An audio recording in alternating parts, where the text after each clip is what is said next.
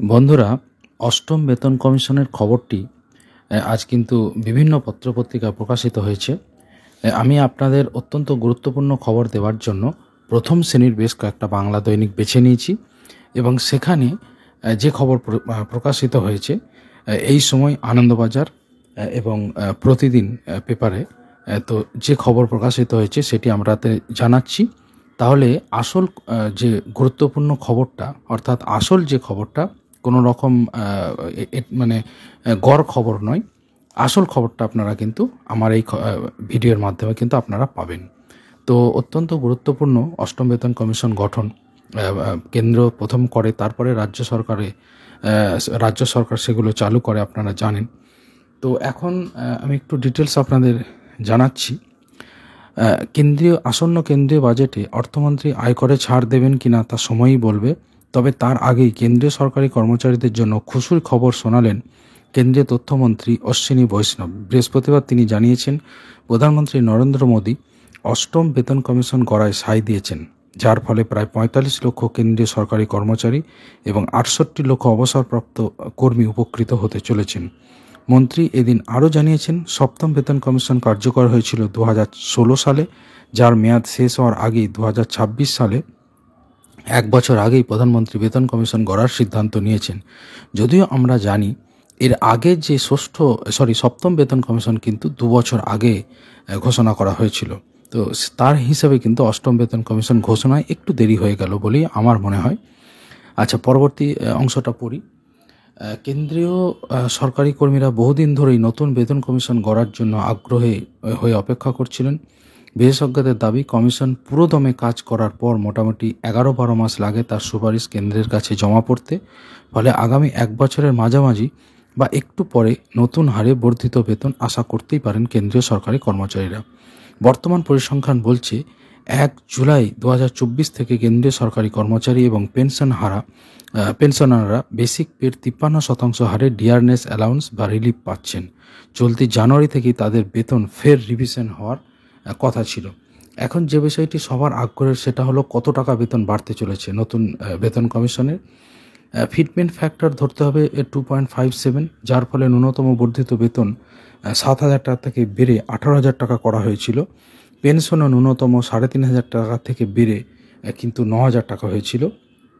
তাই বর্তমানে ন্যূনতম বর্ধিত বেতন ১৮,০০০ টাকা থেকে বেড়ে ৩৪,৫৬০ টাকা হতে পারে বলেই কিন্তু এই সময় পেপারে জানানো হয়েছে। ন্যূনতম পেনশনও বেড়ে হতে পারে ১৭,২৮০ টাকা। পাশাপাশি অপর এক পক্ষের দাবি, অষ্টম বেতন কমিশনের সুপারিশে 2.86 ফিটমেন্ট ফ্যাক্টর নিয়ে ন্যূনতম বেসিক পে অবিশ্বাস্য ১৮৬% পর্যন্ত বাড়তে পারে, যার ফলে মিনিমাম বেসিক পে কিন্তু পৌঁছে যেতে পারে ৫১,৪৮০ টাকায়। এটা কিন্তু এই সময় পেপারে কিন্তু বলা হয়েছে। এই মুহূর্তে যেটা দেখছেন, এটি সংবাদ প্রতিদিনে প্রকাশিত হয়েছে। ওই একই কথা বলা হয়েছে যে অষ্টম বেতন কমিশনে সায় দিল মন্ত্রিসভা। কমিশনের সুপারিশগুলি ২০২৬ সাল থেকে কার্যকর করা হবে। কেন্দ্রীয় সরকারি কর্মচারী ও পেনশনভোগীরা এর সুবিধা পাবেন। বৃহস্পতিবার কেন্দ্রীয় মন্ত্রিসভার অর্থ বিষয়ক কমিটির বৈঠকে কেন্দ্রীয় কর্মচারীদের জন্য অষ্টম বেতন কমিশনের অনুমোদন দেওয়া হয়। মন্ত্রী অশ্বিনী বৈষ্ণব জানান, কেন্দ্রীয় সরকারের সমস্ত কর্মচারীর জন্য অষ্টম বেতন কমিশন গঠনের সুপারিশ মঞ্জুর করেছেন প্রধানমন্ত্রী নরেন্দ্র মোদী। ১৯৪৭ সাল থেকে এখনও পর্যন্ত ৭টি বেতন কমিশন হয়েছে।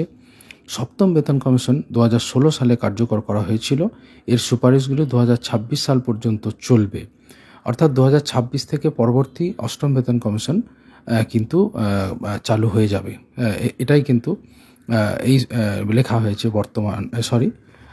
সংবাদ প্রতিদিন পেপারে।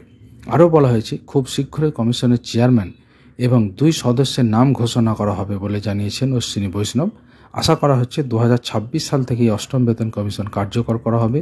ফলে কেন্দ্রীয় সরকারি কর্মচারীদের বেতন প্রভূত হারে বাড়তে পারে বলেই কিন্তু মনে করা হচ্ছে। এই মুহূর্তে যেটা দেখছেন, এটা আনন্দবাজারে বেরিয়েছে। অত্যন্ত গুরুত্বপূর্ণ এই খবরটা বিভিন্ন পত্রিকায় বেশ গুরুত্ব দিয়েই ছাপা হয়েছে। আমি একটা অনুরোধ করব, আপনারা স্ক্রিনশট নিয়ে পরেও দেখে নিতে পারেন।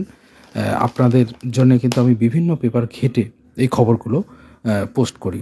তো চলুন আনন্দবাজারে কী লেখা হয়েছে। দিল্লির বিধানসভা নির্বাচনের আগে নরেন্দ্র মোদী সরকার আস্তিন থেকে তুরুপের তাস বের করল। কেন্দ্র আজ অষ্টম বেতন কমিশনের গঠনের ঘোষণা করেছে।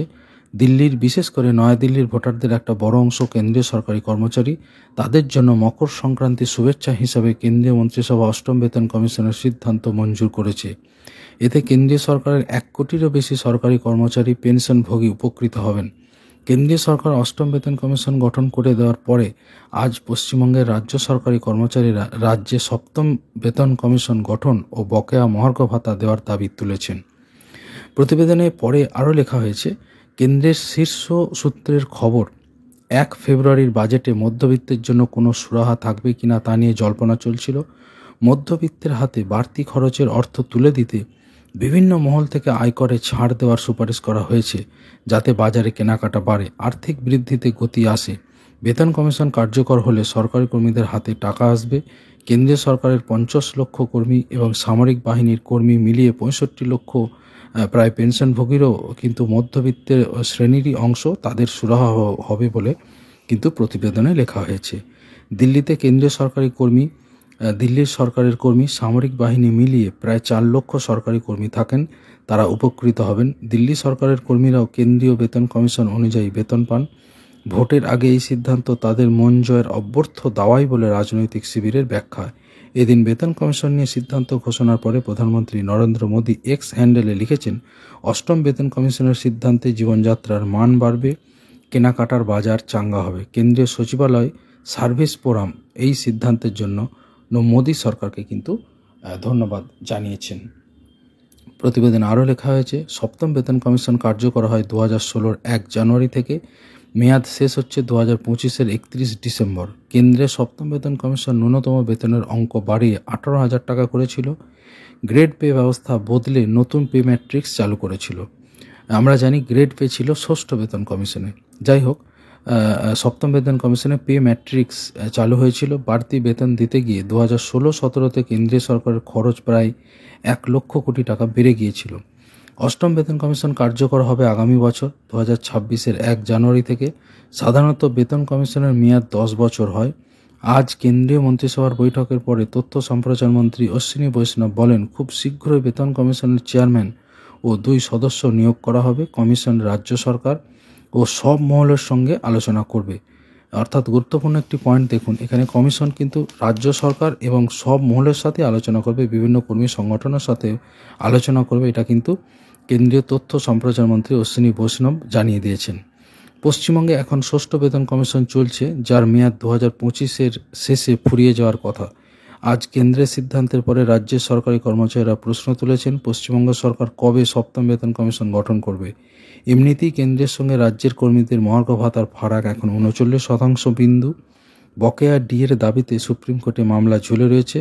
মামলাকারী সংগঠন কনফেডারেশন অফ স্টেট গভর্নমেন্ট এমপ্লয়িজের সাধারণ সম্পাদক মলয় মুখোপাধ্যায় বলেন, মনে হচ্ছে রাজ্যের সপ্তম বেতন কমিশন গঠন করতে দেরি হবে। মূল্যবৃদ্ধির হার কেন্দ্র ও রাজ্য সরকারি কর্মচারী সকলেরই জন্যই এক। এদিকে কেন্দ্র রাজ্যের কর্মীদের ডিএর এতখানি ফারাক, ফলে রাজ্যের কর্মীরা ক্ষতিগ্রস্ত হচ্ছেন। সরকারি কর্মচারী পরিষদের সভাপতি দেবাশিস শীল বলেছেন, অবিলম্বে রাজ্য বকেয়া 39% ডিএ মিটিয়ে সপ্তম বেতন কমিশন গঠন করুক। অর্থাৎ বুঝতেই পারছেন, কর্মচারী সংগঠনগুলিও কিন্তু সপ্তম বেতন কমিশন পশ্চিমবঙ্গের জন্য, রাজ্যের জন্য চালু করার জন্য কিন্তু ইতিমধ্যেই দাবি তুলছেন বা আগামী দিনে অবশ্যই তারা তুলবেন। আমাদের নজর অবশ্যই সেদিকে থাকবে। গুরুত্বপূর্ণ খবরের জন্য আমি অনুরোধ করব, চ্যানেলটা এখনও যারা সাবস্ক্রাইব করেননি তারা সাবস্ক্রাইব করে নিন। গুরুত্বপূর্ণ খবর পাবেন, আসল খবর পাবেন, কোনো জল মেশানো খবর কিন্তু এই চ্যানেলে আমি দিই না। এবং কারেন্ট অ্যাফেয়ার্সের জন্য এবং চাকরির উপযোগী খবরও এখানে দেওয়া হয়, শিক্ষামূলক, এবং যারা চাকরি করছেন তাদের জন্য কিন্তু এই চ্যানেলে অনেক খবর থাকে। সেই জন্য চ্যানেলটা অবশ্যই আপনারা সাবস্ক্রাইব করে নিন। আর যারা ইতিমধ্যেই চাকরির প্রস্তুতি নিচ্ছেন, কারেন্ট অ্যাফেয়ার্সের জন্য কিন্তু আমার চ্যানেলটা অপরিহার্য আমি মনে করি। তো ভালো থাকবেন সবাই, সুস্থ থাকবেন, নমস্কার।